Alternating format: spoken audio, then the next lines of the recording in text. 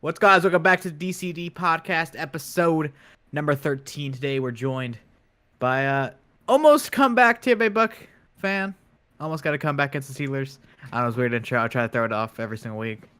Yeah, But how's your week, Alex? doing pretty good. I mean, the Bucks did lose, but they probably didn't have much business in that game considering the first half they had. So, pretty good week. A lot of work. Good amount of YouTube streams this week doing Madden, mostly Madden, unfortunately.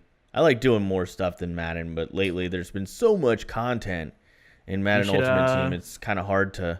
You should play some Rocket League with me. I actually own Rocket League, and I don't have it downloaded to my console, but I could probably... You know what? I may have it downloaded. I think I may have reinstalled it. It's a really good game. It's a really fun game to play with friends. You could make like a whole night out of it, believe it or not. Just get a group of friends, play some Rocket League. Anyway, how are you, Andy? Pretty solid. The Red Sox have clinched best record in the league. Okay. Got to talk about the Red Sox every week. The 49ers, got some bad news from them. Won that pretty solid week. Yeah, I'm sure we'll get to it a little bit later, but the news for the 49ers was pretty heartbreaking. I'm not even a 49ers fan. Pretty heartbroken. Yeah. I hate to see any team lose their starting quarterback, especially a team that's kind of on the up and up after a couple years of misery. But nonetheless, with that being said, let's get into some listener questions. So I'll lead off here. So the first listener question comes from Reasons I'm Broke, a.k.a. Daniel. I'm pretty sure it was Daniel, not Kelly. If you want to check them out, they're on Twitter at Reasons I'm Broke. You can also check out their excellent podcast. Definitely my favorite podcast on the internet right now. I listen to it every week at thereasonsimbroke.com. Or I think they have reasonsimbrokepod.com as well. But nevertheless, you'll be able to find them on YouTube if you search for them. They have their podcast there, iTunes, all that. He asked, gamer pet peeves. What do you see or hear from other gamers constantly that tends to irk you? So, Andy, I'll start with you. Blaming it on the lag. Blaming it on the lag. That's a good one. Every time I'm like, oh, lag. That's a good one. I mean, it happens, but most of the time when someone's like, lag, it's not really lag. Yeah, it is kind of funny. Like, I didn't even think of this from a competitive game standpoint, because the lag excuse is always one that makes me laugh, especially when you get that lag message with 30 seconds left in the fourth quarter of a Madden game. You're like, wow, you waited this long to say it. But, that's definitely one. For me, it's more a non-multiplayer thing. It's my biggest pet peeve, period, is when people talk poorly of a game or even a game console, okay, or a game platform, and they haven't even played it. Yeah, and it drives me insane because as someone who owns...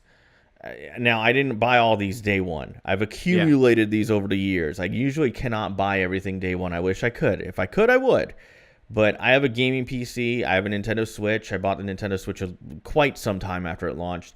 PlayStation 4, definitely bought that quite some time after it launched. And then I did buy an Xbox One day one. I always buy an Xbox day one. I'm a big Xbox guy. But I hate seeing Xbox guys talk about PlayStation poorly when they've never even touched it. I saw a very prominent person on Twitter today who was talking some mad trash about the PS4, and I know for a fact they've never even touched one. Like they don't own one. They never will own one. And then when it comes to games, it drives me insane. People saying a game is rubbish and all they've done is read the reviews.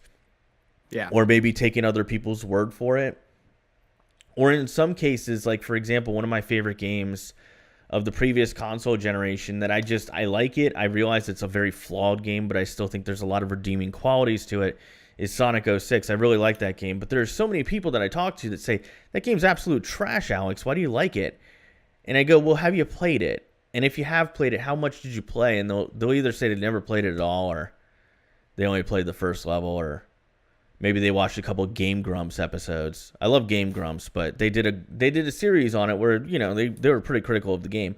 So anyway, that's my biggest pet peeve is people not not There trying was it a before they guy trash it. I used to talk to a lot. Me and my friend got really into the Telltale Games. We'll speak about Telltale later. Yes. The Walking Dead. We got into season 1, and I'll admit, I've said some embarrassing things on the podcast. I cried at the end of season 1. No, that's fair. That's fair. And me and this guy were talking about and he's like, yeah, I teared up a little bit. I was like, it's sad. And then some guy judges, and he's like, no, it's trash. He said, here's a direct quote. He said, if I wanted a story, I would read a book. Video games are meant for like action and stuff. And I was like, yeah. And then he watched the ending on a YouTube video. I was like, you didn't play the game for 8 hours and get emotionally attached to these characters. Exactly. I think that's another one that I would put up there as a pet peeve of mine, is people who kind of make fun of those that take games maybe a little bit more seriously than others. Like, I've cried during some games. Like, I'm man enough to admit that, like there's some games that have really resonated with me. The ending to BioShock Infinite hit me the most. It wasn't like crying or anything, but it like broke my mind. If you, it's not the best in the series, but the ending's awesome. Lost Odyssey for me would be the one game that really stands out in my mind as a game that I played, and there were several moments in it. It wasn't even moments with the regular, like the main characters, because there were some moments with them that were like really, they gotcha. But some of the stories that you would stumble upon with NPCs, where they would tell kind of like their life story, some of them were really sad. Definitely felt it in that game. And then another one that really got me hooked emotionally and got me really invested in the characters was Final Fantasy 13. Another game that maybe not critically acclaimed. A lot of people really trash it, but I really liked that game, and it really meant a lot to me. And there were some tearjerker moments for me playing Final Fantasy 13. The whole meme of me not playing World of Warcraft. Yeah. I'm never gonna touch a Final Fantasy game. I'm just gonna. I could see that, but Final Fantasy 13 is a really excellent game, and if you're out there and you've not played it because of reviews or what people have told you, I would tell you at this point you can probably find that game for about $10 used in pretty good shape, and it's definitely worth playing. But yeah, thank you for the question to Daniel from The Reasons I'm Broke. Check out their podcast. You'll try it out. You'll love it. If you like this podcast, you'll probably like theirs. There's a good overlap in terms of themes that we cover. So if you're into DC Comics, check out their Twitter. Well, yeah, they're really into DC, but they do comics, video games, TV, movies, and more. I think I'm missing one. Anyway, next question here comes from Dumbest Sphinx, one of the biggest supporters of the podcast, and I thank him for it. Dumbest Sphinx asks us, is the new roughing the passer rule in the NFL ruining portions of the game? Andy, I'll let you lead off. I mean, yeah, it's kind of making it. Seems like the league's going to be flag football by 2022. Yeah, I think it's pretty crazy that maybe they should do have. That. Maybe you can't touch the quarterback at all. He has the flag. The only player on the field has a flag. I mean, we're heading to that territory, unfortunately, and I hate that it's moving in that direction. I think some of the flags that have been thrown have been incredibly questionable, and I realize that it's all subjective, and I think that's probably the worst part of this rule, is that it's subjective, and refs are obviously erring on the side of caution, which they've probably been instructed to do. So I'd be cautious to blame the refs directly. Akeem Spence tried to pull his body weight off the quarterback and tore his ACL on that. Yeah, that's the other part of it. I think there's some guys out there who could potentially hurt themselves, trying to avoid a penalty flag. And then finally, I will say this: a rule that is meant to quote unquote protect quarterbacks is kind of a bogus one when quarterbacks are going out there and speaking out against this rule. So I think that it needs to be walked back a little bit. I think that the NFL will walk it back a little bit. And the reason I would tell you I think that'll happen is, I don't know if you remember this, Andy. It wasn't too long ago. Do you remember when they had replacement refs for like 5 or 6 weeks? Horrible fans pretty much across the board, after about 2 weeks, fans had seen enough of it. They were like, this is terrible. It's not. And the NFL quickly rushed to fix the situation. I think that's what we're going to see here. There's that reminds me of the Seahawks versus Packers game, where one ref called it a touchdown, one ref said it wasn't a touchdown. Inter-touchdownception. Where you can ask, it's like a 50-50 on if it's a touchdown or not if you ask anyone. It was, but the replacement refs is a really good example of a rule that needed to be fixed in a very timely fashion. Not really a rule, but like a policy that needed to be fixed in a timely fashion. The NFL did, and I think the NFL is very cautious about losing any kind of ratings whatsoever, because that ties directly into corporate sponsorship dollars. So, but I think that this is probably the most. I love the question from Dumbest Sphinx, but I feel like it will not. That nobody's going to debate this. Like, everybody hates this rule. 100% against it. Yeah. I'm going to go off a little bit, like a little tangent. Yeah. Speaking of refs and replacement refs. Okay. It's only happened once in NHL history, but it's in the rule book. So there was an ice storm in New York that the refs couldn't get to the game. So both teams can pick anyone from the stands to be the refs. And both teams had 2 players on the IR. So they let those 2 players be the refs of the game. I did not know this was a thing. That's a secret rule in NHL. It's only ever happened once. Ugh. Where they can pick who the referees are. Like, the teams have to agree on who the refs are. I mean, I guess you have to have some kind of a rule. The lines ref, so they only called offsides, so it wasn't that big. Yeah. The main ref showed up at least. Well, there's normally 3 refs in a hockey game. Let's hope they don't pick anybody from the stands from an NFL game to ref. I can only imagine the chaos that would ensue. Football is a much more complicated game in terms of rules. But thank you, Dumbest Sphinx, for the question. Thank you for the constant support of the podcast. We really appreciate it. Next question comes from Bobby Clark. You can find him on Twitter at Q, as in question, BAN Slim, or Cuban Slim. He's a great follow, by the way. He's really into trading card games and things of that nature, so definitely go out there, follow him. He asks, thoughts on folks that really get into their team winning yet have no clue beyond, like the best player on the team. So, for example, like Tom Brady on the Patriots, but they don't know anybody else. And then, he says he gave the example of Nick Foles leading the Eagles, but they can't name one other player, however, acts like a know-it-all. So I think as a sports fan who considers themselves kind of a connoisseur of sports, right? As the guy who can name multiple players on every team. Yeah, those fans are tough to talk to. And like the best example I can give Bobby of how infuriating it can be is like I also really enjoy the NBA. And I remember a long time ago, the Orlando Magic traded Vince Carter and some other players for a package that came back with Jason Richardson of the NBA. And I had this guy who was swearing up and down to me that Jason Richardson was a lockdown defender.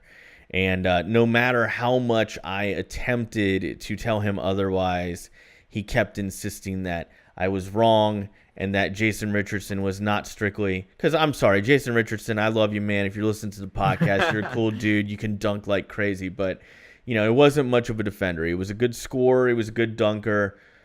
He could play defense probably at a replacement level, maybe above average on the best night.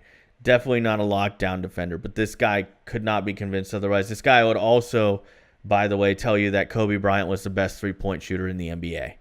Because he was a hardcore Lakers fan, and he really truly believed Kobe Bryant was the best 3-point shooter in the NBA. And when I asked him to name the number 2 3-point shooter, he said Dwayne Wade. So those fans, they annoy the hell out of me because they don't know what they're talking about. And then another really good example I could give Bobby that'll hopefully give him a good chuckle is I saw somebody on Twitter last night arguing that Juju Smith-Schuster should convert to tight end. Like, you can't make it up. So I usually, like, at this point in my life, I laugh at it, but it is infuriating. Andy, what are your thoughts? I think you... Do you think Juju Smith-Schuster is a good tight end? That just took everything away that I thought of. Just the dumbest, most ridiculous hot take I've ever heard in my entire life. Besides Michael Irvin thinking he led the Cowboys. But that's a good point, right? Who do you think was the biggest catalyst of those Super Bowl wins, Andy, on the field? Just one player? If you had to name one player that was the MVP. Smith. Okay, see? Arguably the greatest running back ever. Statistically speaking, you can make a pretty decent argument. Yeah. And if you look at those 3 seasons that they won a Super Bowl and also look at the 4th season in there, 1995, that the 49ers, it was the 94-95 season. No, it was 94, I'm sorry. 94, the 49ers won it. The Cowboys would have won it if the 49ers didn't. I feel very confident that he had a terrific year. And if you're going to tell me that if it wasn't Emmitt Smith, it was the O-line. Collectively, the O-line. Larry Allen. Absolute monster. That O-line was nasty. Nasty. But I don't think it was Michael Irvin. But those are fans that did drive you nuts, right? This proves that we're not those fans because we're talking about Larry Allen. Probably not. I mean, I'd like to think that this podcast comes from an educated standpoint when it comes to sports. But we're gonna do our NFL top 10 wide receivers. We're gonna do our NFL top 10 wide receivers list later. So I don't know, man. We might see some buffoonery. There might be some buffoonery yet on this podcast. I don't think there's any buffoonery on mine. Well, because listen, dude. But we start talking about top 5 tag teams. You got some buffoonery on your No. I have a hard time taking it down to 5. I actually had a hard time with this top 10 list, believe it or not. Like the top 5, it was very difficult for me. But we'll get to that later. Thank you, Bobby, for the question, though. 4? No. 5 through 8 is where I struggled the most. Yeah, I mean, and then the last 2, I was like, I could throw a couple guys in there. It almost feels like an honorable mention. But yeah, again, thank you, Bobby, for the question and your continued support of the podcast. We really appreciate it, man. So that takes care of our listener questions, Andy. While I cross this off my list here, what topic do you want to move into next? Let's keep it to our normal schedule, aka entertainment field. Okay. Or gaming side. We're gonna go talk about Telltale Games. The news out of nowhere that it actually came out right after we recorded the podcast last week that they were shutting down. Yeah. Out of nowhere, no one suspected it. And then everyone's like, they can complete The Walking Dead. It's their last season. They can complete it. Turns out they're not. They're doing some Minecraft stuff for Netflix that they legally have to do or they're going to get sued. And now news of today is someone's filing a class action lawsuit against them for you have to have 60 days of notice before you lay someone off. Yeah. So it's just an absolute train wreck over there at Telltale Games. Yeah, I gotta say, I don't know that I'm the most knowledgeable person when it comes to this because I'm not really familiar with the Walking Dead games from Telltale. I've never played any of them. They also made The Wolf Among Us. Oh yeah, they made the Batman game. They made Thrones. They made back Minecraft. in the day, they made the Back in the Future game. Yeah. Oh yeah, they did do that, didn't they? And then they've done the Minecraft story. It's like I'm aware of these games, but I have not played them. I own a couple of the Walking Deads because they were free with games with gold. At least one of them. Great series, but I wouldn't. The very first episode's free. Yeah. Great series. Wouldn't get into it because it's not gonna get finished. So, speaking of earlier, if you want to cry, play the first season. Yeah, I mean, I think that generally speaking, as someone who literally has never played any of these games, I would tell you that they're a pretty well-respected developer. Most people really do enjoy that the series that they've established, and they have a good reputation.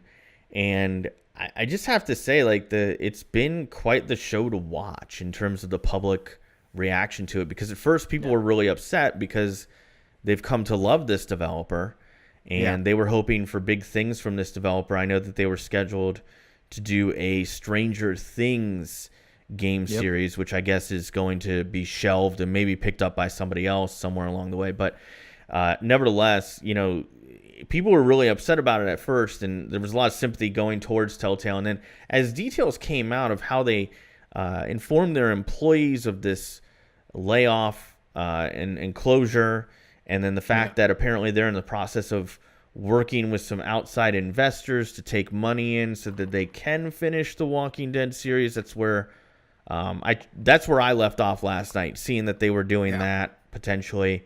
And I gotta say, I think it's really two things.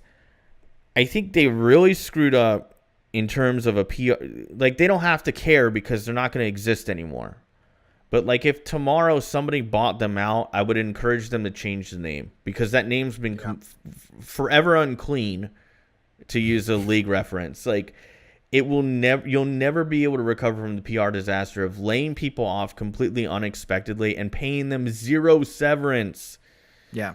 And then there are allegations in this class action lawsuit that there are people who haven't gotten paid for work. So you're talking about potential unpaid wages.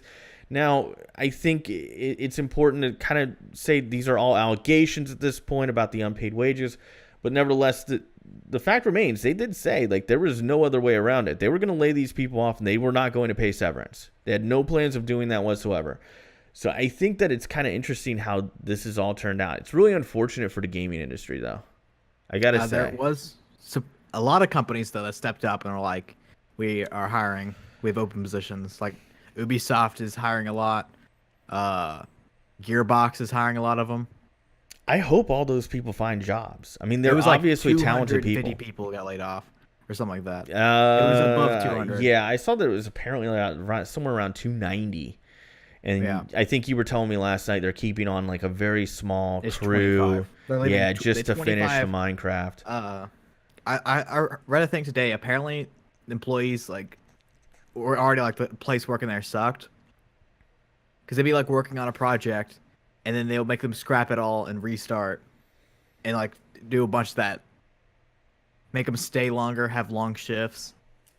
Apparently, it's a horrible company. It's a tough industry. I will say that when I worked at EA, I probably shouldn't talk too much about it, but when I worked at EA, I did know a couple of the developers upstairs, and there were all these grumblings about working hours and working conditions and all that. And then within about 2 years after me leaving, I just worked there as a summer job as a QA tester, so please don't make it seem like I'm chasing clout that I didn't have. But what I will say is I did know a couple of developers, and there were a lot of complaints of that. And then, believe it or not, I knew some people who were involved in a lawsuit against EA about, just deplorable working conditions. I don't know whatever came of that lawsuit. I'm assuming they settled out of court. But nevertheless, I mean, a lot of these video game companies, it is a pretty tough industry to work in. The hours are long. The pay isn't great. And the payoff isn't always very good either. And then, there is the risk that things like this will happen. And I mean, even the big guys, they have this issue. I mean, look at what happened with the Infinity Ward guys way back when with Activision, where that deal turned. All quit. Yeah, and that deal turned sour in a heartbeat. It's a pretty rough industry, man. For an industry that creates fun, it sure isn't fun to work in. I mean, at one point, the industry completely disappeared. Yeah. I mean, I don't think that'll happen again, but as time goes on, I don't know if you've noticed this. I know I certainly have as a gamer. Less and less games are on shelves, and it's slowly becoming more. It's going to be completely digital, yeah. It's not even just. I'm not even talking about digital versus physical, but like, have you noticed over the years, like, it's more and more becoming either you're an indie game or you're a AAA game. There isn't a whole lot of in between. And Telltale was in between. And it's a tough place to be right now. Yeah. Unless Microsoft buys you out, then, you know. They're looking to buy things. They I said know. that like a month ago. I gotta say, I I'm doubt kind of that they buy them. surprised. Yeah, but I'm kind of surprised they didn't maybe just step up and do that. Because a good PR would be if they bought them and then paid everyone their severance packages or rehired them. Rehired them all. They Yeah. go on. We want you to make a new Fable game. Give so them we their can severance package cancel it. and hire them. Yeah, and then hire them to make a Fable game, and then cancel the Fable game to make all the Fable fans angry. What's that one game with the dragon? Oh God, what is that Xbox game? One. And it kept getting canceled and maybe brought back prospectively. Skybound? Maybe? No. What is it called? I don't know. It doesn't matter. I'll look Google. It doesn't matter, but Scalebound. there you go. There you go. Which last time I heard they were maybe possibly bringing it back. It's not happening. I don't think it. I mean, I'm surprised Crackdown's coming out, to be honest. Yeah, you know, Crackdown's quickly approaching Kingdom Hearts 3 territory. Got to be honest with you. Crackdown, they've been 5 years ago. Yeah, they've been talking about that game for a long time. It's supposed to be a launch title. Hmm. It's not gonna be. There's no way it's good, right? Can I be honest for a second? I don't know that I really thought the Crackdown series was that great to begin with. I remember when the first one came out, I played it and I go, "Oh, this game's fun." I never. The second one's completely different. Never expected a sequel. Never expected. Didn't think it would work. I mean, I look at Crackdown and I go, in a world where Project Gotham Racing can't be lucrative, how the hell does Crackdown work? Just my opinion. If you're a Crackdown guy out there, if you're a crackhead who loves Crackdown. You ever play Gotham City Imposters? No. That was a good game. Sounds cool, but it's like God, why does it like sound Call familiar? of Duty, but with Gotham. They're like it's Call of Duty with like Batman skin. Oh, really? Okay. Well, yeah. I think I have seen that on YouTube, but I don't know. I don't think I've ever played it. All right. Well, Telltale Games. Hope it gets worked out. Feel sorry for all those employees. Hope they find new jobs. But rest in peace, Telltale. Another mid-level developer gone. So our next topic is we're starting a new little series on the podcast. Film Club. It doesn't really have a name. I'm just calling it myself. So every week we're gonna watch a movie. You guys, as fans, can watch it. We're gonna give you the movie. Next week we're gonna talk about it. Mm-hmm. So but there's no movie to talk about today, besides announcing what the first week is, which I decided to take the mantle and say what the movie is. Okay. And I'm going with They Live. It's a pretty interesting movie. It came out in the 70s, starring Roddy Piper. It came out in the 80s, 1988. Roddy Piper's. And you should try it out. So next week we'll be talking about that. So, Andy, if people want to watch this movie with us before next week's, and we post every Sunday at 1 p.m., noon, somewhere around there. If they were to want to watch They Live, where is the easiest place? And I'm also asking for me, where is the easiest place to view this movie? The easiest place is, I think it's $3 on YouTube or Google Play, Vudu, iTunes, all that. Okay, so But I will. Other means to watch it. Okay, well, beyond unscrupulous means that we'll have the FBI knocking on our door by the end of the podcast. Besides check suggesting it out on illegal YouTube. actions, those are the easiest way to watch it. So we're gonna watch They Live. We're gonna give our thoughts on it next week. So join us. Watch that movie. Next week, Alexander will present a movie for us to watch. Oh, I'm going a totally different direction than you, sir. I hope that's what I want. Just something. Change it up every week. See, Andy's gonna come in here with like stuff that's cultured. What do you mean cultured? Like just stuff that's good, like cultured, right? I mean, like I'm not gonna come in here and troll you. I was gonna pick like the 1930 King Kong. Ooh, I actually probably would enjoy that. Like I want to watch stuff that I like that most people don't like to see if I'm crazy. I mean, I've never seen They Live, so. Yeah. The second movie that I'm going to pick, the first movie I pick and the second movie I pick, believe it or not, are somewhat loosely connected, right? Financially. And I respect it. Both movies I like, but I've found out as I've gotten older, most people consider them hot garbage. Anyway, They Live. We're going to watch it this week. We're going to review it next week. So next I'm Sunday, excited. we're going to be talking about it. So if you don't want any spoilers or anything like that, I'm sure it's not a movie that most of you will be like, I don't care if it's spoiled or care that it's spoiled. But check it out to keep in the conversation. This is how it's going to work. I'm going to pick a movie one week. Alex is going to pick a movie next week. And then you guys at home pick a movie. And it's going to alternate like that. So you guys can suggest movies in the comment section. You can suggest them now on Twitter. Any means. Yeah, I'm thinking we just take suggestions for the next 2 weeks, and then we like run a poll on Twitter. And I swear to God, nobody suggests anything weird like certain Japs. Yeah, I actually love Human Centipede. I've seen them all. I love the Human Centipede. The first one, the second one, I think that they. I get what they. No, I haven't seen it yet. That might be one to pull out when we can. Like one of the only times I've actually been genuinely grossed out by a movie. I think it's the second one. Second one's tough. Second one where the chick gives birth in the car. Yeah. And I'm not gonna say what happens because it's really gross. That. Human Centipede. Unsettling. Yeah, the first one might be a good one to pull out. But I gotta say, I felt like Human Centipede, the first one. Again, most people disagree with me on this. I feel like it was almost a revival of sorts of horror movies. I felt like it really encapsulated the idea of hopelessness in a horror movie, where it wasn't jump scares. There were no jump scares, I don't think, in the whole movie. It was just like this eerie sense of dread the whole time you're watching it. Anyway, so yeah, They Live. We're gonna watch it, and then let us know what your suggestions are. We'll run a poll on Twitter, and we'll come up with a suggestion for week 3. I think you guys will enjoy my suggestion for week 2 of this experiment. So, Andy, what's our next topic?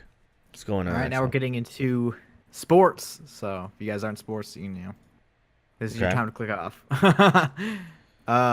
We got Fortnite news if you're a Fortnite person.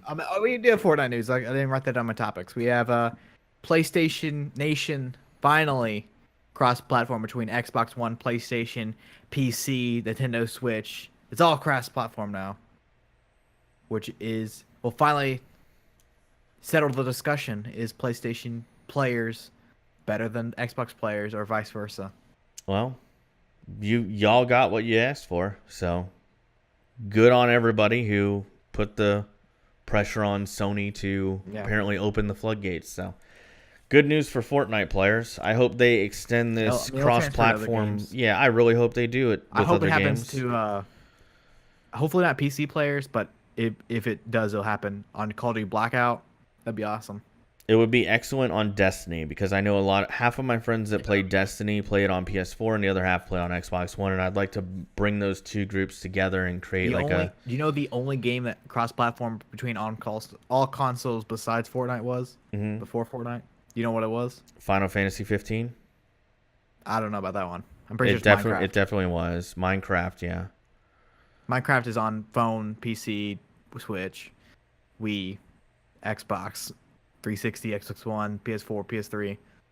Before that, I will also tell you Final Fantasy 11, the MMO.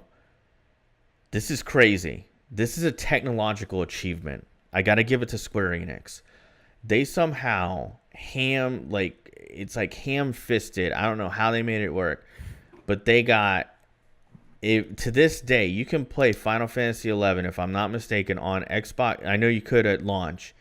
Xbox 360, PC, or PS2. And you could interact with any of those players. Yes, bro.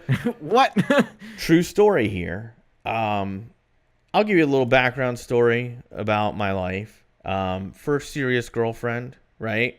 Totally broke my heart. She's out there listening. I still don't like you. I don't hate you. I just don't like you. Anyway. And we know you're listening.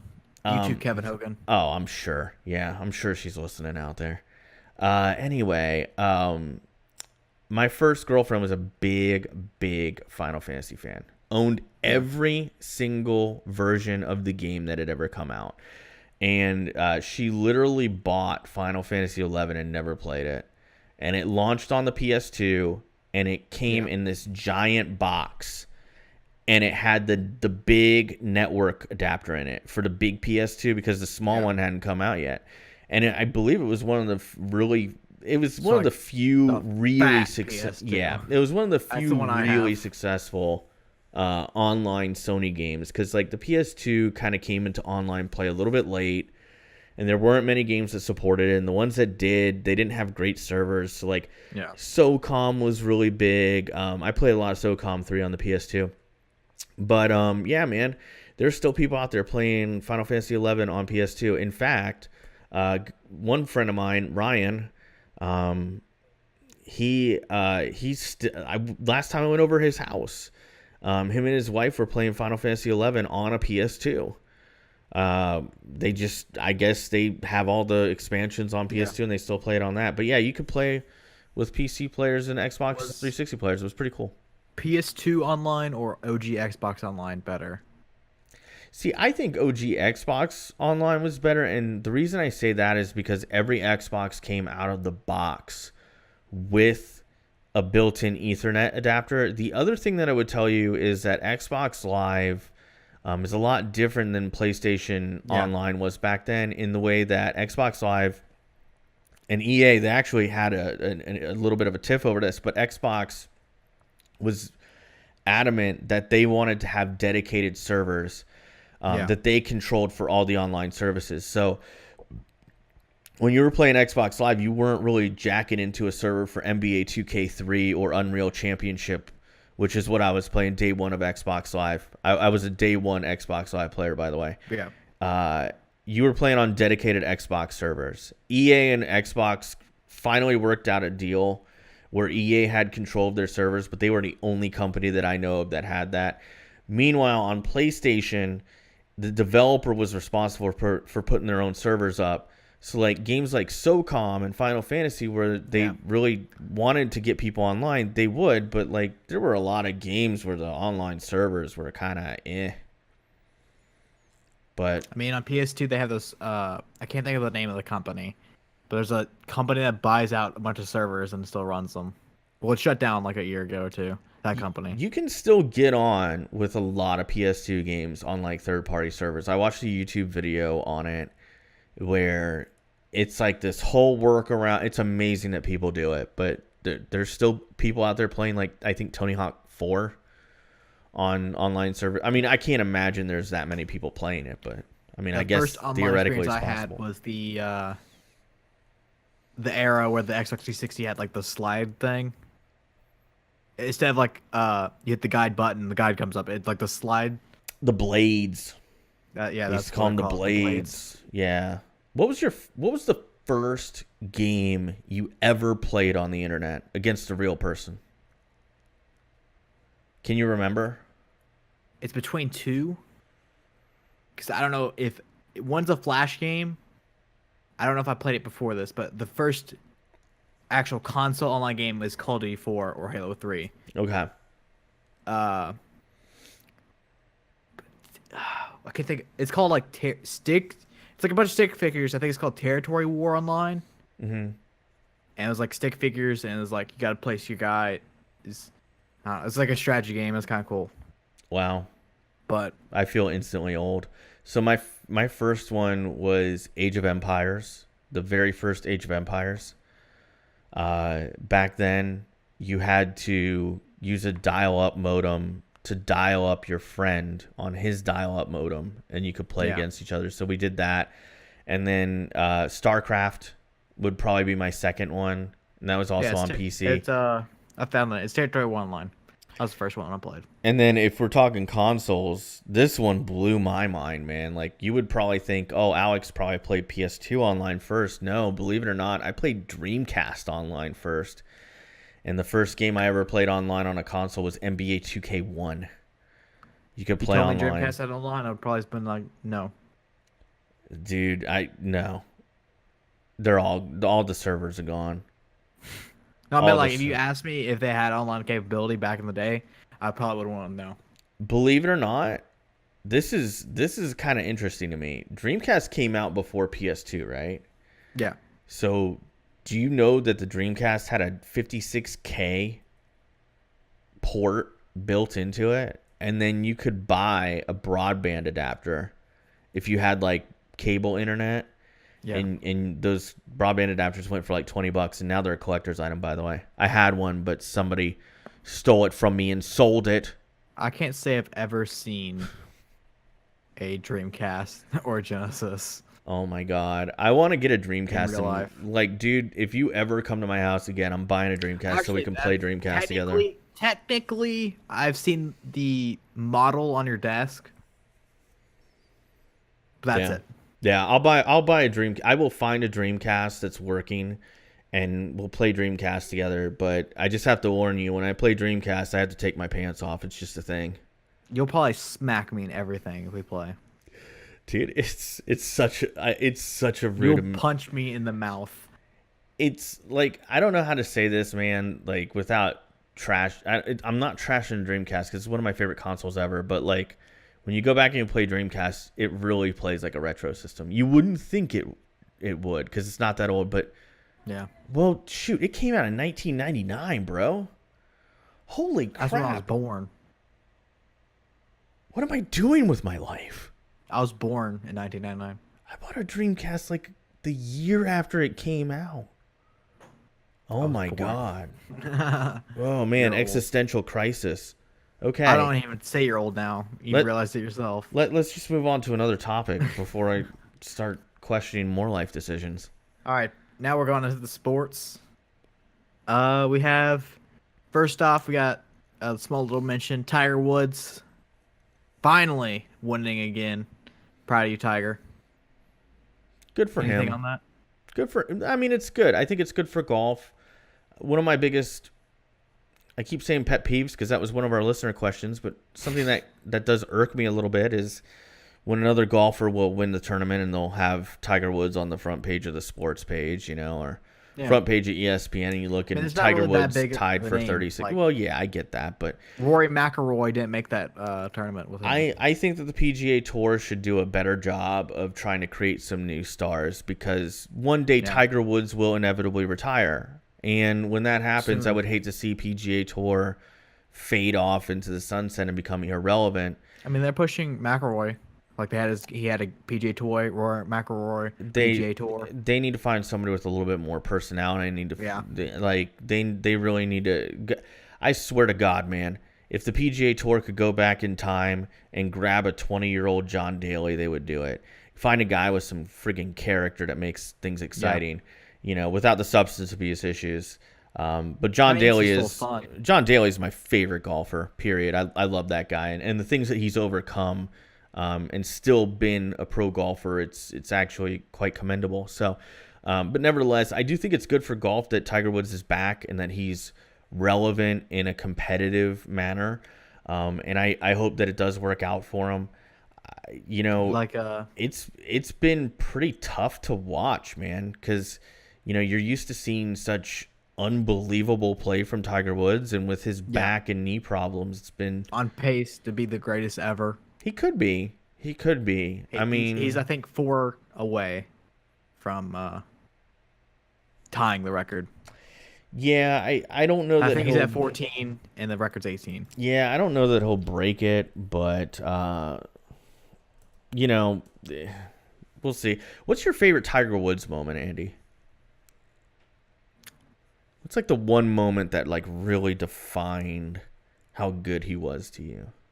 I mean, that wasn't. I didn't pay attention to golf until recently. He hasn't been that good. So I guess this and winning last Sunday. Yeah, to me, like the one thing that always, there are so many great Tiger Woods moments. Like when he won the Masters the first time, and I believe that he was the youngest player to ever win the Masters. I remember watching that on TV and thinking, wow, this guy is really special. Yeah, I started paying attention to golf. It's in like a couple years. But the one moment that will always stand out to me, that I think will be one of the people will look back on it for decades and put it up right up there with the Watson and Arnold Palmer and Jack Nicklaus battles and playoff rounds for big tournaments, would be Tiger Woods winning the 2008 U.S. Open with literally one knee. He had to have reconstructive knee surgery after that tournament. He won the 2008 U.S. Open. I believe that might be his last major title. I could be wrong on that one. It was a long time. Yeah. 2008 U.S. Open. Go back, watch it. You can see Tiger Woods is limping around the golf course, but he's playing an unbelievable round of golf. A flu game. It kind of is like the flu game. It's like one of those things where you're like, it's not only a great performance, but it's so darn gritty. And it really just exemplifies. Yes. It's literally the same. Aaron Rodgers is literally playing on one knee. It's a terrific thing to go back and watch, and I would encourage you to do that. If you're a younger person who may not have been old enough to watch it or may not have cared about golf that much, go back and watch the 2008 U.S. Open. It's outstanding, and it's motivational that somebody could do that. But yeah, I'm glad that Tiger Woods is back, man. What's next? What we got next? We got Jimmy Butler trade rumors. Something we skipped over last week. It's not even a rumor at this point. Well, yeah. Jimmy Butler doesn't want to be with the team. He got approval by the Timberwolves to not show up to media day. AKA, they're like, you're not even going to be on the team, so why be in our pictures? But allegedly, as of this moment, the rumors are he's going to the Heat. That's like the team that's really pushing for it. Which the Heat would get their actual star because they don't really have one. I kind of question what they have. Say Whiteside isn't a star. Hassan Whiteside isn't a star. Hassan Whiteside doesn't play enough defense to be a star, and Whiteside never arguably shouldn't even be a starter. You could make that argument. I kind of question what Miami would have to give. I know that they are kind of restricted when it comes to what they can offer in terms of draft picks because of certain rules. I forget the name of the rule. But it's basically it's a rule they made because of the old way back several owners ago. The Cleveland Cavaliers owner famously kept trading away all the first round draft picks for players that really weren't panning out. So they did make a rule where you can only trade your draft pick, I think, every other year. So I don't know that the Heat have a lot to offer. I do think that this has taken an interesting course, though. Like, do you think it's kind of interesting that first it started with a very private request to be traded, and then the Timberwolves very clearly made it public? The owner has been very adamant. To move him, but Thibodeau doesn't want to move him. Well, yeah, but like now it's public. Everybody knows that this guy is wanting to leave, so that obviously makes his price less. Go down. Yeah, and they also know that he only wants to go to a couple teams. He will be a free agent after this year, if I'm not mistaken. He wants to go to the Clippers, the Nets, or the Knicks. Well, why anybody would want to go to the Nets, I have no clue. But I'm thinking that they're want to go to any of those teams. Well, New York, there's the luster because it's the Knicks, right? The Knicks haven't been good since back when they were like the Garden of Eden days. They have a couple of good pieces on the Knicks. Back when they had Bernard King was the last time they were good. I just think going to the Nets is like, why? Why? I don't see any purpose unless you have a shoe deal. Because funny thing is, a lot of those shoe deals, they have kickers where if you go to a major market, it's worth more. So maybe it's that. I have no clue. I don't know if Jimmy Butler even has a shoe deal that's worth that much. Most players do. Yeah, but I'm talking about like a big one, you know? No, definitely not. So he doesn't have a signature shoe. Okay, well, so there's no Butler 4 signature shoe that as soon as you buy it, it actually requests to be traded to your neighbor. But nevertheless, I gotta say, man, I'm fed up with this, man. I'm fed up with it. Yeah. I'm sick of it. I hate the constant NBA trade demands.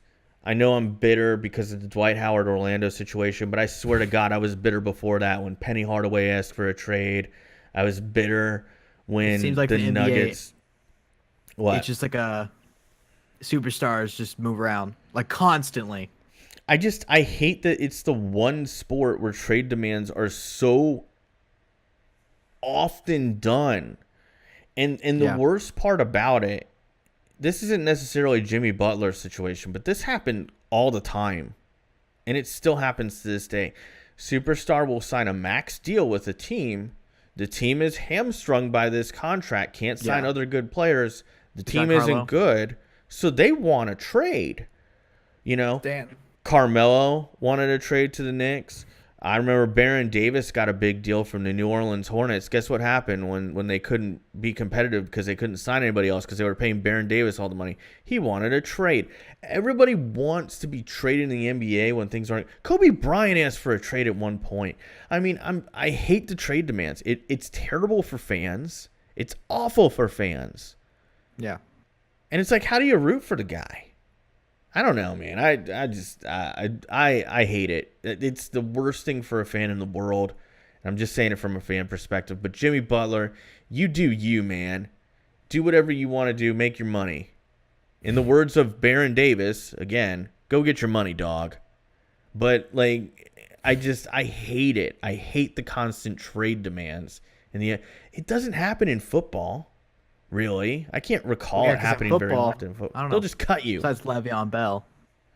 Well, Le'Veon Bell's a whole nother situation. I mean, I just don't recall it happening that much in MLB or maybe a little bit in NHL.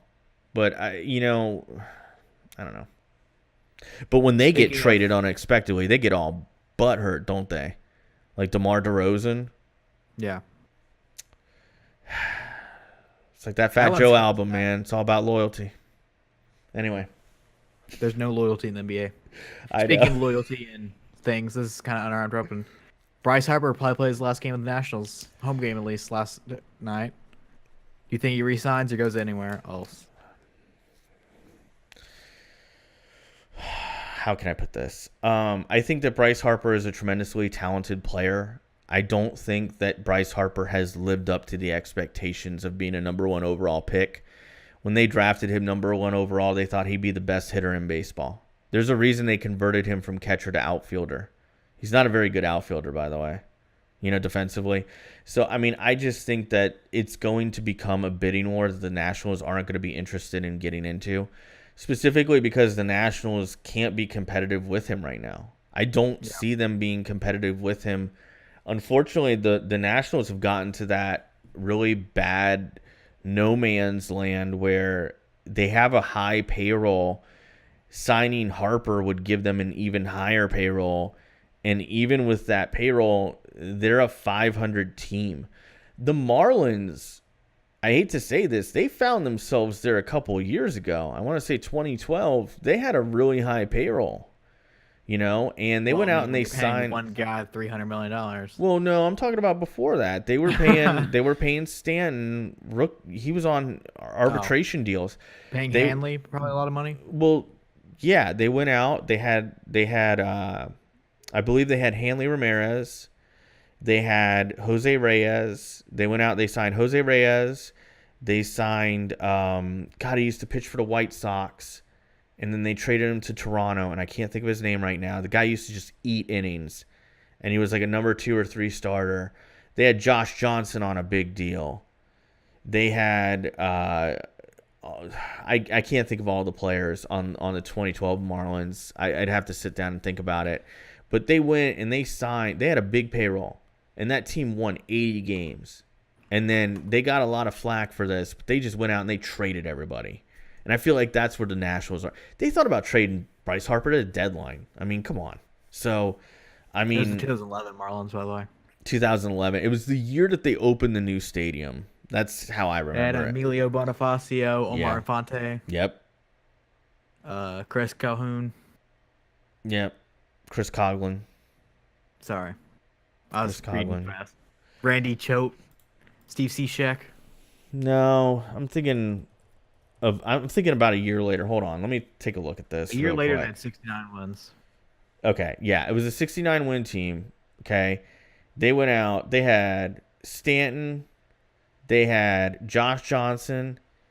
They went out. They signed. Carlos Zambrano, They went out. They signed Mark Burley, Jose Hannibal Reyes. Sanchez, Trying to think who else they signed. They signed one other big name. Evaldi. Was it Hannibal Sanchez? Might have been. It was not a very good team. Mark Burley. Mark Burley, yeah. They went out. They spent some money, man. They spent some money, and it didn't pay Yeah, off. no hitter. But anyway, Perfect game, actually. so yeah, Bryce Harper probably not coming back to the Nationals. I think honestly, I think Where's he go? I think the Yankees are gonna want him. I think Chicago. Chicago. The Cubs, not White Sox. Where's he gonna fit? Outfield. I guess they'll find some place in the lineup for him. I don't know. I mean, they can make up for him being terrible in the outfield by having the best defending outfielder in the league, Jason Hayward. That's true. That's true. I honestly Jason Hayward can play center and right field. I have a feeling he'll At the go same somewhere time. in the AL, and I think it's gonna have to be the Yankees because I think they're the only play team in the DH. AL that would But let him so have Yankees, the though, option like- of playing DH. But did they really? I feel like I don't know. What about the Angels?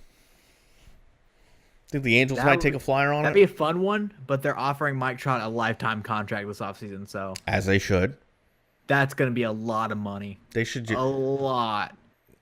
They should give Mike Trout the modern day equivalent of the deal that they gave Albert Pujols Yeah, in like very bad judgment. they should give him the LeBron Nike contract.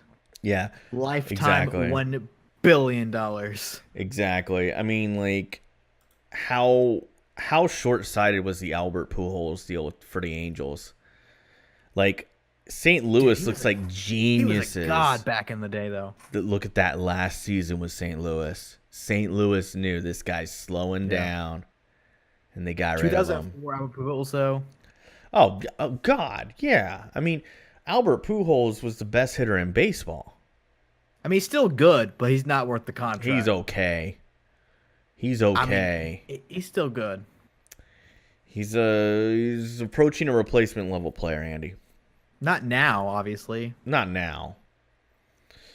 It happens to all great hitters. I mean, he still hits dingers. Well, sometimes. yeah. I mean, some people fall off quicker than others. Some people do a Manny Ramirez where they fall off a cliff. There was Where this he one was guy unbelievable on and just fell off a cliff. the Section 10 podcast. Yeah. Try it out. It's a baseball podcast. They have a thing called Red Sox Roulette. Yeah. It's a Red Sox podcast. I should probably say that. Where they spin a wheel or whatever. There's like a ball. They pull it out. It pulls up a random player that's ever played with the Red Sox. First time they ever do it is this one pitcher. I can't remember his name. He has like a 17 ERA. Had played one game with Red Sox and they got cut. He was up against the Angels. Has gone first and second.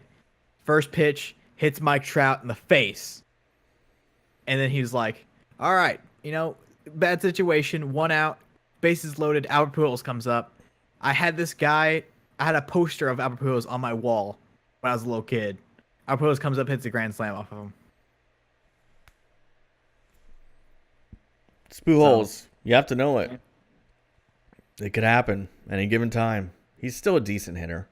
It's about all he does well right now. He can get it done. Anyway. Speaking of MLB, Well, okay. What's our next topic? speaking of MLB, keeping it there, Yeah? we have between now and the next podcast, the season isn't over right now for us as Nope. we are recording this on Wednesday. So we're gonna make some projections. We will probably have to correct them next episode. But we have the MLB playoffs starting. So, we're gonna make our predictions right now. We're gonna predict the wild card because it's not over yet. Stuff like that, predict the rounds. So, do you have anything to say? No. I got mine all planned out here. I don't, so it's gonna be fun. Okay, well, I'll start off then. So, Yankees and A's. At this point in time, they are the wild card clinched. teams. Yes. So, Is that clinched who's home? well, Pretty sure. I don't care who's home and who's not.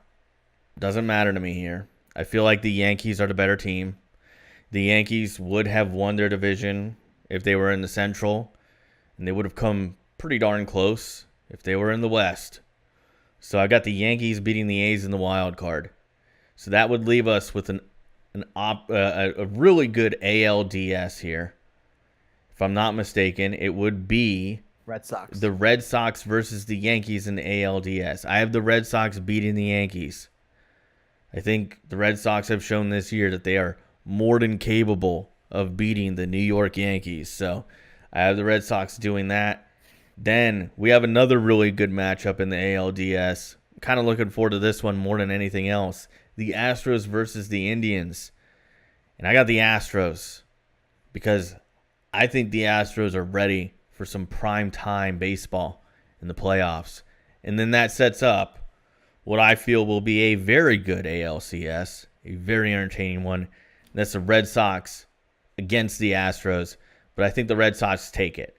I think this is the Red Sox year to take that next step. Now, in the NL, it gets a little bit messier because there's some things still up in the air at this point in time. Don't know who's going to win the division. Don't know the wild card. Yeah. Right now, I am picking the Brewers to win their division, so that's important going into this. That would lead to a wild card matchup that I believe will be between the Cubs and the Rockies. I think the Rockies will get that wild card slot. I know if the Cubs win their division. I know, yeah. So I think wait. Can't both make it? Can't the Cubs hit the wild card and then the Brewers? Yeah. I'm sorry.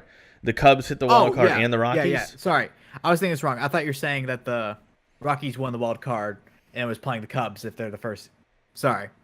Yeah, so I got the Cubs and the Rockies in the wild card. Yeah, sorry, I wasn't paying attention. So I don't think the Dodgers make it.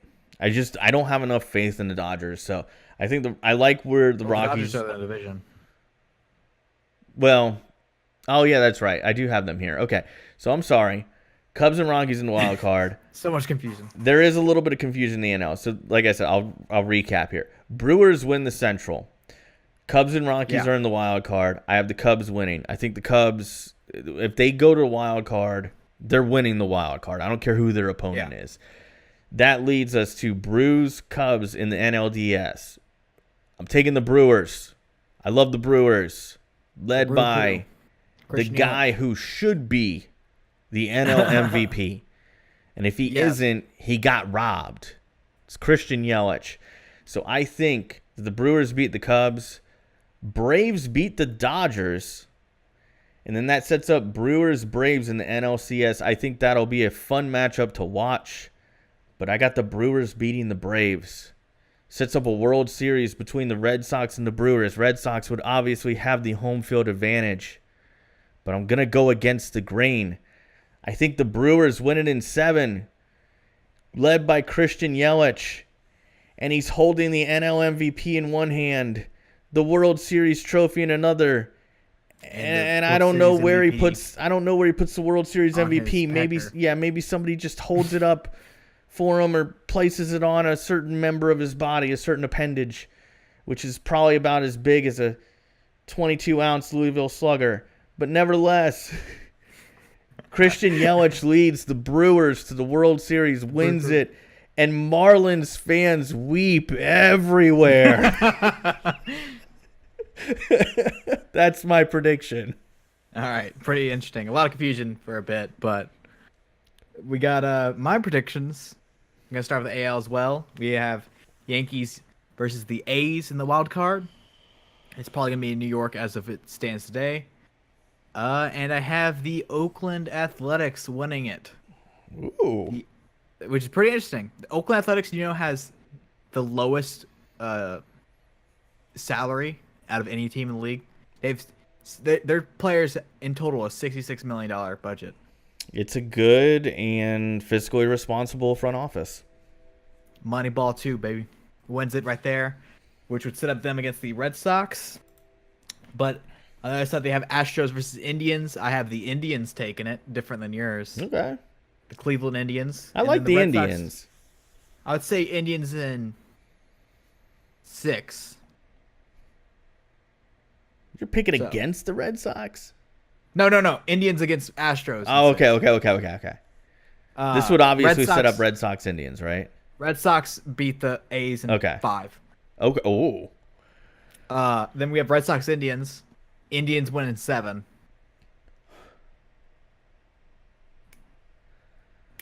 You're such a nihilist. Have you ever? As Has a Red anybody Sox ever told fan, you that? too. I just feel it. Indians. So it'd be Indians in the World Series. On the other side, I also have the Brewers, the Cubs choking the division. The Brewers making it. They're And so red the wild hot right card- now.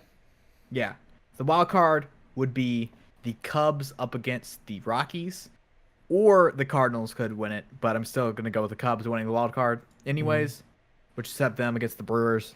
Or even if the Brewers win the wild card, I could see anyway, Cubs versus Brewers this round, however way it comes out. So I have the Cubs winning that series. And then we have the Braves versus the Dodgers, which I also go with Braves because Dodgers always find a way to choke in the first round. Braves versus Cubs. We have the Cubs winning that. So it's the 2013 rematch, the Chicago Cubs against the Cleveland Indians, where the Cleveland Indians win in 7. Cleveland rejoices. Gets payback. I like it. My mind's like straight out of a novel, straight out of a movie. Yeah. I think that mine could be a movie too. They just call it Yelich. Yelich. And Derek Jeter is like the bad guy in the movie. He's the antagonist. We're gonna trade Yelich. He's worthless. They're like that. Derek Jeter doesn't even sound like that. This Christian Yelich kid, he's garbage. Trade him to the Brewers, the worst team I could think of. The Miami Marlins have just been bought by new owners, Doris and Derek Jeter. Doris.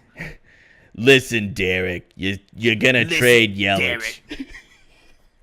You got smoke everywhere. Yeah, it's everywhere. Listen here, sweetie. Listen here, sweetie. We're gonna trade you to the Brewers. What do they do? They make beer. I like beer. Christian Yelich can make beer for me. So we're gonna trade him to the Brewers. We're gonna be the best team in the world. This Giancarlo Stanton guy, we're paying him way too much money. It doesn't make any sense. We'll take the money that we got from him and build a wall.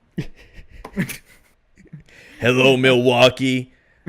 I got Christian Yelich. What do you trade for? Oh, you'll give us a bag of baseballs? You'll give us some. Okay. Give us some beer in return. Yeah, just bag of baseballs and a pack of A 30 smokes. rack of Pabst Blue Ribbon. Hell yeah, dude. Yeah, funny story before we move on to our next topic. Speaking of very budget beers in crazy quantities, I found out that this is like a thing in the Midwest from one of my coworkers that works out there. A really cool guy, and he was like, "Yeah, man, have you ever bought a 35 pack of beer?" And I'm like, "What? 35 pack of beer? I didn't know that was a thing." Yeah. And he's like, "Yeah, man, like Natty Ice, Natty Light, Pabst Blue Ribbon, sometimes Bud Light, you can buy them in 36 packs." I'm like, wow, it's kind of crazy. Where? Out in the Midwest, like St. Louis area, apparently. The only thing I can think of, like, that I can theorize is that because, Budweiser, Anheuser-Busch is based in the U.S. at least, out of Missouri, it might be because of that. And I know somebody's going to, I realize there's going to be an actually guy, by the way. Utah? I think it's Utah that has strict alcohol limits. Super strict. Beer percentages are extremely low. It's like 2% or something. And they tax the heck out of it. Yes, like it's really Utah expensive. taxes it hard. Because I actually know some people who work out there. You can't go to a bar and get beer unless you order food. Stupid. Let people have their vices. Everybody's got a vice, man. Let the Jazz fans get drunk. Yeah, like when people get on me like, "Oh man, you drink," I'm like, "Yeah, you probably got some bad habit you have." Anyway, and by the way, before anybody goes in the YouTube comments and becomes an actually guy, actually, Anheuser-Busch is foreignly owned. I know that. I know that they're not like an American brand anymore. They're owned by InBev, which is like this international conglomerate now. that I think is based out of somewhere in Europe. I want to say Germany. Could be wrong on that. Anyway, what's our next topic, Andy? All right, next topic coming up next weekend. We have October 6th, the big fight, UFC 229. Conor McGregor versus Khabib. And we're going to do our predictions. Pretty interesting storyline that I'm not sure that you've kept up with because you're not that big into the sport. But could be the biggest, like, people could argue the biggest fight in UFC history. Conor McGregor coming back since he hasn't fought in like 2-3 years. It's like 2.5 maybe. Yeah. I don't know the actual time, like the length. But Conor McGregor coming back against a 27-0 Khabib, the current champion. Conor trying to win his championship back. Well, technically, Khabib's the fake champion. Conor is the real title. Well, so what's your thoughts? Well, I did a little research on it. Khabib looks like he'll be a pretty formidable opponent against McGregor. I realized McGregor wanted to go out and do some other stuff, which is good, you know. Go and do other stuff. I know he made a lot of money in that Mayweather fight. So to quote Randy Moss, straight cash, homie. Yeah, straight cash, homie. So I mean, you know, he went out, he made some money doing some stuff that I think he always wanted to do, and you know, high level athletes typically will do that. I mean, he was an amateur boxer. Yeah, so like, you know, there's nothing wrong with doing things like that, but. You know, it's probably time to come home to UFC. I did think it was kind of funny that there were a lot of people like, he'll never fight in the UFC again. I'm like, no, dude, the UFC they need pay-per-view buys, and they need big names. Yeah. And the UFC, honestly, does need to do a better job, just like golf, in creating new stars. It's been a problem for UFC over the last couple of years because once Ronda Rousey and some other big names were gone, nobody cared as much. Brock Lesnar signed a new deal with WWE? No. Because he did show up at the pay-per-view. They're paying him by appearance. It's not a long-term thing. The minute Brock Lesnar wants to go fight in the UFC, he's gone. He doesn't have. He's not locked in long-term with the WWE like he was before. I think that it's just a matter of time before he does go back to UFC. And I do think that he does face Cormier. And I do think that it'll also be one of their best pay-per-views in terms of buy rates. I think that this pay-per-view will also be good in terms of buy rates because people like me will go watch this thing, and it makes us care. And the WWE struggled with this for a long time. I hate to keep making that comparison, but again, just like the PGA Tour, they struggled to create new stars that people cared about.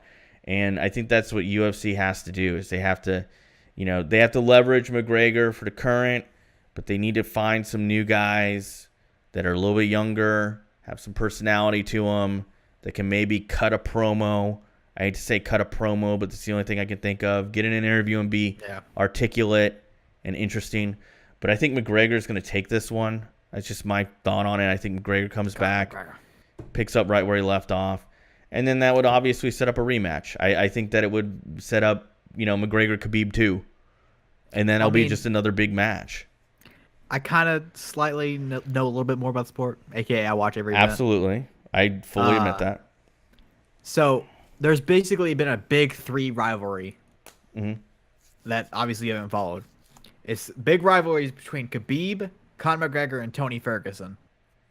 Khabib and Tony Ferguson have tried to fight twice, and both times one of them has backed out. At the very last second, like little last second, someone backed out. So this fight, Conor and Khabib are fighting the main event. The match before it, Tony Ferguson's fighting Anthony Pettis. So if Tony wins that, whoever wins Conor, Khabib's realistically going to fight Tony Ferguson. But also it's kind of a safe thing, so just in case Khabib drops out, because Conor's not going to drop out, Tony could just come in and fight. So that's really what's kind of setting up. And then maybe a rematch between them. Well, there you go. I mean, I'm looking forward to it, so yeah, I'll watch it. It's fun. I also have Conor McGregor winning. Well, there you go. So what do we got? Well, every time someone's like, "This is the guy's gonna beat Conor," he always wins. Yeah, I mean, I might be surprised either way. Big fan of Khabib, but Conor he's great. These are the matches that get people excited. 2 guys that you realistically don't know who's gonna win. So I'm looking forward to it. What do we got next, Andy? All right, our last topic of the week. I'm pretty sure, is a little topic I texted him a little bit earlier. I saw some things on Twitter from a good friend of the channel, Bengal Designs. Mm-hmm. He was asking people what their thoughts are the top 10 wide receivers in the league. And they, kind of, it's had a lot of discussion. And I wanted to see our top 10 wide receivers in the league. Yeah. So this is how it's gonna work. We're gonna start off at 10. I name my 10, you name your 10, and then we're just slowly going down the list. Oh, okay. You get that? That's fine. So my number 10 is Tyreek the Freak Hill. Yeah, I got Brandon Cooks at 10. Similar players. I will say Brandon Cooks did not make my list. Yeah, I put him at 10 because I wanted to give him honorable mention to somebody who I think had a down year last year, but is performing exceptionally well this year. He I has think more receiving yards than the entire Patriots team. Yeah, so I'm going Brandon Cooks here.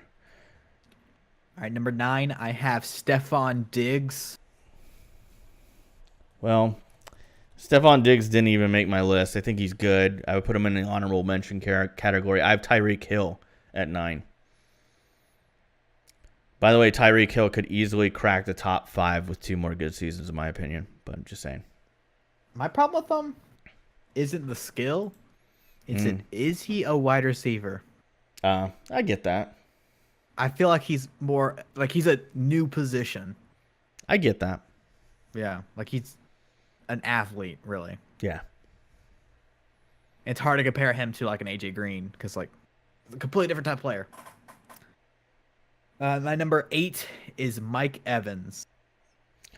Yeah, pretty close to where I had Mike Evans personally. Not to put any spoilers out there. I have AJ Green, who I really like, by the way. No slam on AJ Green. It's just this list gets really crowded at the top. I mean, it's kind of crowded everywhere. It is. You can jungle everyone around. Number 7, I have AJ Green. Yeah, funny enough, I believe that this means we just flipped 7 and 8 because I have Mike Evans here. Yep. We completely flipped our 7-8, which is kind of funny. My number 6 is Keenan Allen. Okay, I'm starting to get scared that the top of our list is going to be extremely similar. Well, I think our top 5 will be the same top 5. I think that there will just be some rearrange because I have Keenan Allen number 6, and I really like Keenan Allen. I almost had him at 3. That's how much I like Keenan Allen. We have a consensus. Keenan Allen is the 6th best wide receiver in the league. Yes. And it's a proven fact that DCD is the best. That's where you go for information. Yeah, I mean, why not? My number 5 is a guy I'm pretty sure you're a big fan of because of the Saints jersey. I have Michael Thomas. Yeah, I have Odell Beckham Jr. here. I know that's going to be an unpopular decision to put him at number 5. My concerns are with injuries. And I also, I get that he had 2 electric seasons, but he also did lose 1 to injuries, had a slow start this year. So I have Odell Beckham Jr. at 5. I do want to be 100% clear, just much like Tyreek Hill, 1 or 2 more solid seasons, he could easily be at the top of this list. Going back to Michael Thomas. Do you know how many receptions Michael Thomas has so far this season? Through 3 games. It's quite a bit. I want to say it's close to 30. It's 38. Yeah. The most in NFL history. I have him in a PPR league right now, and it's not fair. It's not fair to anybody I face because he picks up so many receptions. He had 16 against the Bucks. I also believe that Michael Thomas, I could be wrong on this, I believe he has the record for the most receptions in the first 3 years of a career at this point. But I could be wrong. I'll walk that one back a little bit, but he has been exceptional. Yeah. All right, my number 4 is DeAndre Hopkins. It's a good pick. Guy that probably slips out of a lot of people's top 10 lists. because he plays for the Texans and people don't pay much attention to him. I don't even think he's had the same starting quarterback for 2 years in a row. This is the first year I believe he's ever had the same starting quarterback. And he gets it done every single week. I'm a huge DeAndre Hopkins fan, as you guys are going to see here in a moment. And I have Michael Thomas at number 4. I know I just kind of, really fanboyed out on the guy, but I really think a lot of Michael Thomas. Michael Thomas, just like Odell Beckham, is a guy who I could see moving past the next 3 on my list as they kind of enter the later stages of their career. I think Michael Thomas could easily be a top 3 wide receiver in a couple years. Michael Thomas's game really, it helps with age. Yeah. Or it doesn't get, it doesn't affect him with age. I don't think so. My number 3 is Odell Beckham Jr.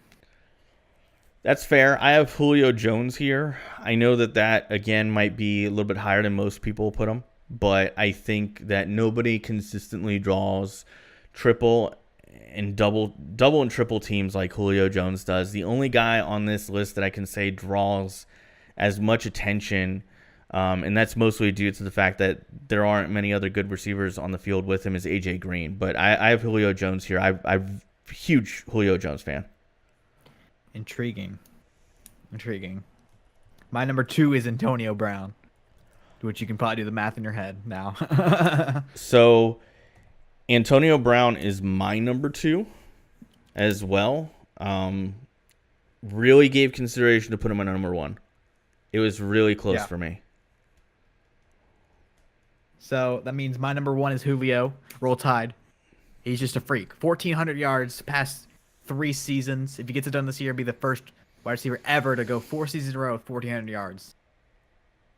It's fair. It's fair because I feel like this top 10 list, if I had to be honest, I would put it in tiers, and I would say tier 1 is 1 through 3, right? And there's a big level of difference between tier 1 and tier 2, which I would put my 4 to 7, and then 8 to 10 I would put as tier 2A. They're good. They're big time game changers. They're definitely better wide receivers in the league. But my number 1 is DeAndre Hopkins. I think DeAndre Hopkins is the most underrated wide receiver in the NFL, even though a lot of people would put them in their top 5 and definitely would put them in their top 10. But when you look at what DeAndre Hopkins has accomplished with terrible quarterback play, average quarterback play, slightly above average quarterback play, the consistency, all that, I think DeAndre Hopkins is the best in the league. In addition to that, DeAndre Hopkins' catch rate is unbelievable. Some of the balls that he can haul in, exceptional hands, exceptional knowledge of the game. Quarterback. Tremendous route runner.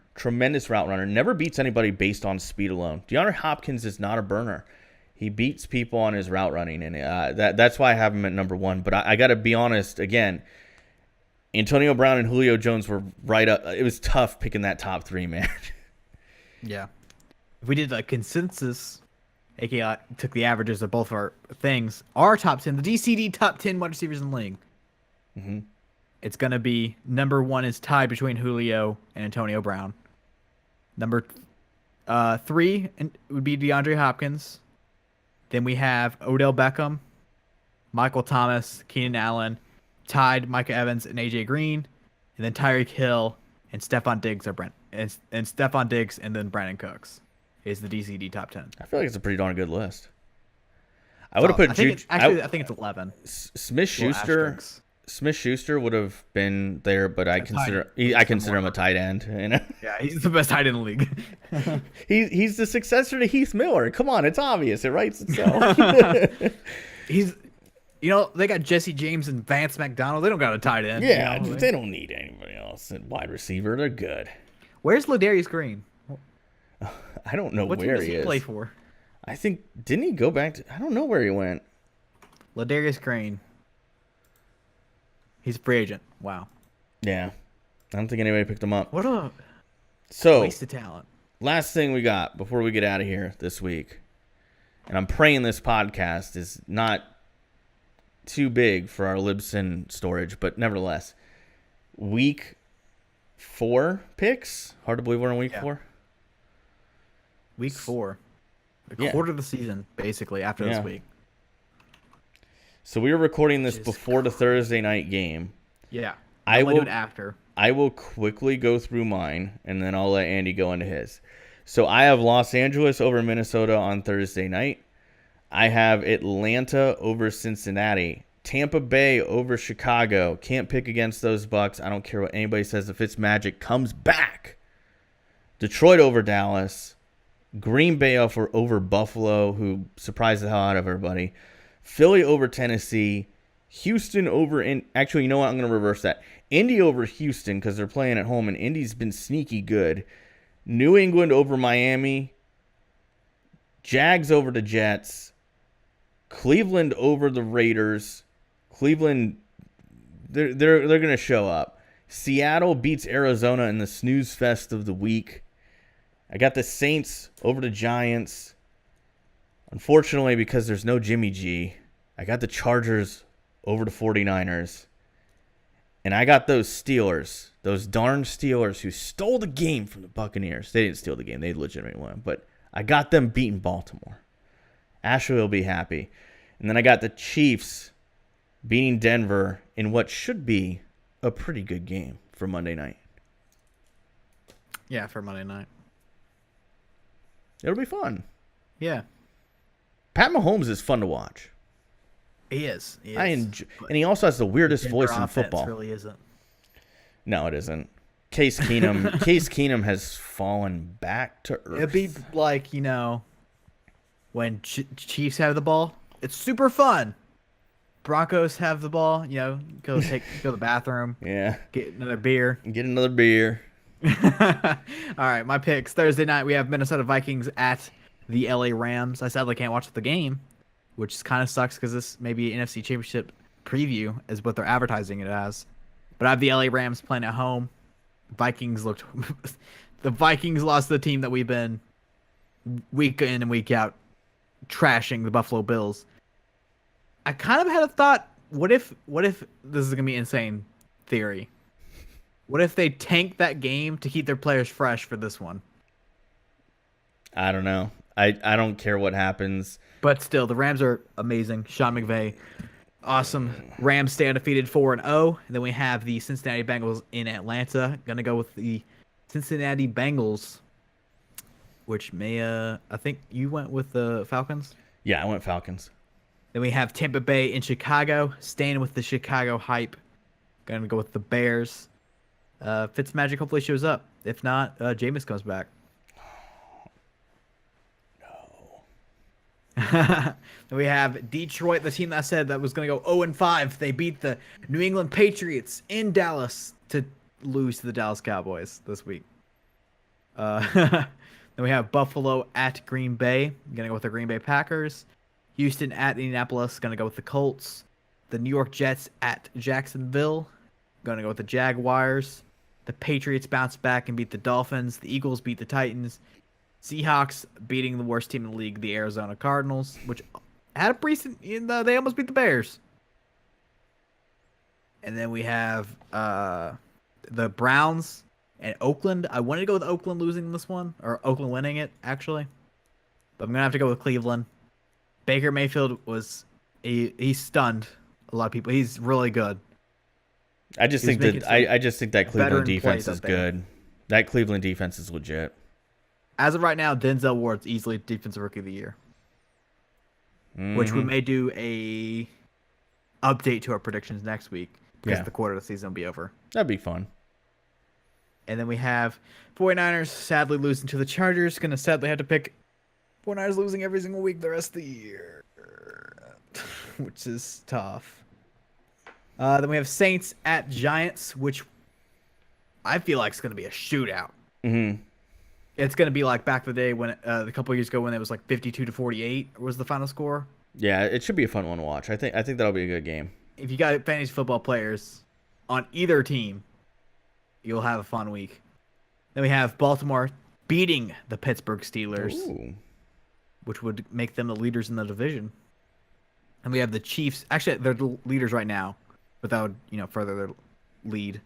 And the Chiefs Broncos going with the Chiefs, staying hot. Got to stay in the flames. Well, there you go. There you have it. So, before we get out of here, the only thing I have left is T-shirts. You can find them in the link anywhere you're watching this podcast or listening to it. It's in the show notes. Go buy a T-shirt. Wear it on a first date. I promise it'll go over huge. Promise.